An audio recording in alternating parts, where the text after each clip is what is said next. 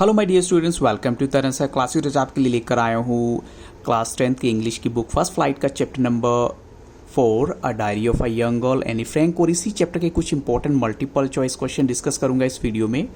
क्योंकि number of question ज़्यादा है तो मैंने इस वीडियो को 2 पार्ट्स में डिवाइड किया है। और आपको ये भी कहना चाहूँगा बच्चों, अगर आप मेरी video for the first time देख रहे हैं तो आप एट लीस्ट एक बार प्लेलिस्ट सेक्शन में जरूर जाइएगा। वहाँ पर आपको क्लास 10th की ही इंग्लिश की अपडेटेड वीडियोस मिलेंगी जिनमें सभी चैप्टर्स की एनसीईआरटी एक्सप्लेनेशन है। उसके अलावा सभी चैप्टर्स की सेपरेट वे से एक प्लेलिस्ट बनी हुई है जहां आपको मल्टीपल चॉइस क्वेश्चंस मिलेंगे। ऐसे ही आपको एसएसटी की भी क्लास 10th के मल्टीपल चॉइस क्वेश्चंस की वीडियो मिल जाएंगी।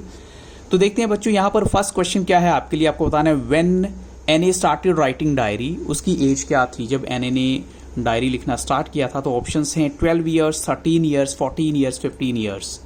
करेक्ट आंसर है 13 ईयर्स। अब चलते हैं क्वेश्चन नंबर 2 के लिए। Why did Anne think that no one will be interested to read the diary of later on. ऐसा क्यों लगता था कि कोई उसकी डायरी को बाद में नहीं पढ़ेगा? क्या रीजन था कि उसको ऐसा लगा? Because there was a war going on, because the people don't like to read a diary, because people are not interested in reading the diary of a girl of 13 years, और because there are many sources of entertainment. तो यहां पर correct option है option C. अब चलते हैं next question के लिए। What prompted Anne to write a diary, यानी क्या चीज थी जिसकी वजह से एनी ने जो है डायरी लिखने का प्लान आउट किया? Because she was a good writer, because she had a great interest in writing, और because she was alone in this world. और क्वेश्चन नंबर 4 है because she did not have a friend. तो correct answer है यहाँ पर because she did not have a friend, जिसकी वजह से उसने डायरी लिखने का प्लान आउट किया और उसी डायरी को अपना वो दोस्त भी बना लेती है। नेक्स्ट क्वेश्चन है What name had Annie given to her diary? Option है पिटी, किटी, एटी, कैटी। और करेक्ट आंसर है बच्चों यहाँ पर ऑप्शन बी। अब चलते हैं नेक्स्ट क्वेश्चन के लिए।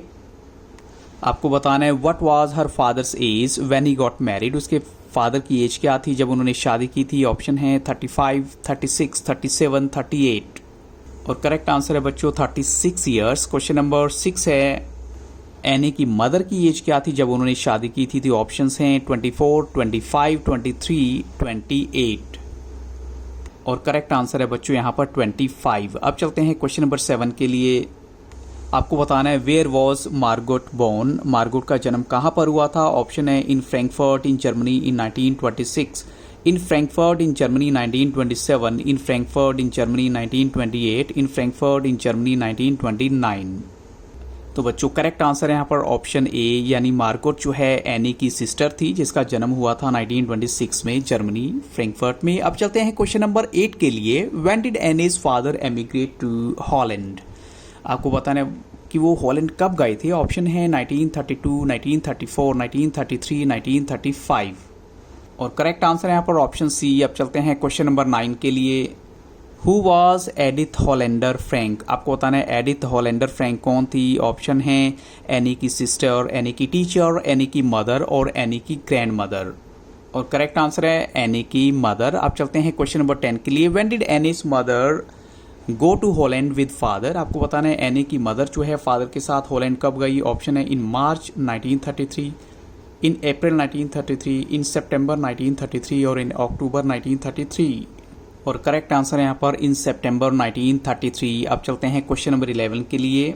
और नेक्स्ट क्वेश्चन में आपको बताना है when did Margot and Annie they go to Holland. Option है December and March respectively, December and May respectively, December and February respectively and December in September respectively. यानी ये नेक्स्ट ईयर आ जाएगा, उसमें दिसंबर same year और जो next month है वो next year का काउंट होगा। तो आपको क्या लगता है बच्चों क्या होना चाहिए करेक्ट आंसर?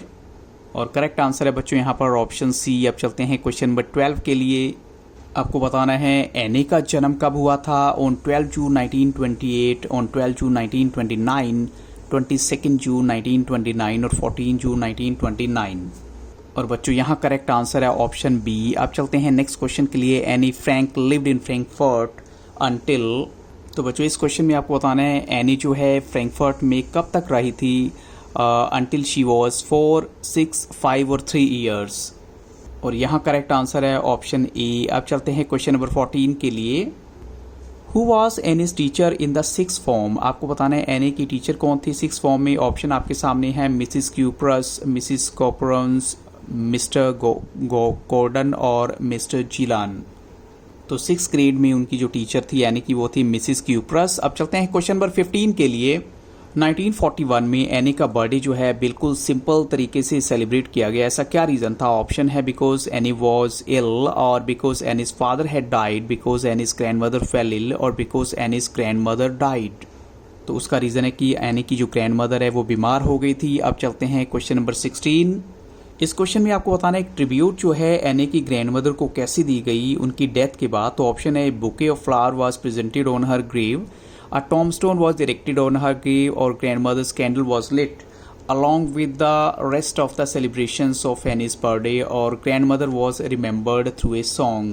तो यहाँ करेक्ट आंसर है ऑप्शन सी, यानी ग्रैंड मदर की जो डेथ के बाद जब एनी का बर्थडे आता है तो उनको याद करने के लिए एक कैंडल उनके नाम की भी जलाई जाती है, बाकी सभी जो भी फॉर्मेलिटीज़ होती हैं या जो भी उनकी सेलिब्रेशन थी उनके साथ साथ।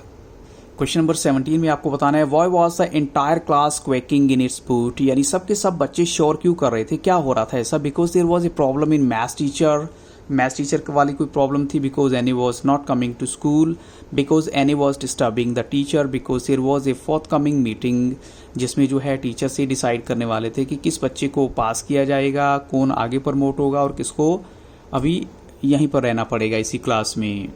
तो यहाँ पर करेक्ट आंसर है ऑप्शन डी। तो बच्चों इन्हीं क्वेश्चंस के साथ इस वीडियो को यहाँ स्टॉप करूंगा। So thank you really very much for watching Taran sir classes and have very nice day, but don't forget to wait for the next video so that you just get all the questions of the remaining part.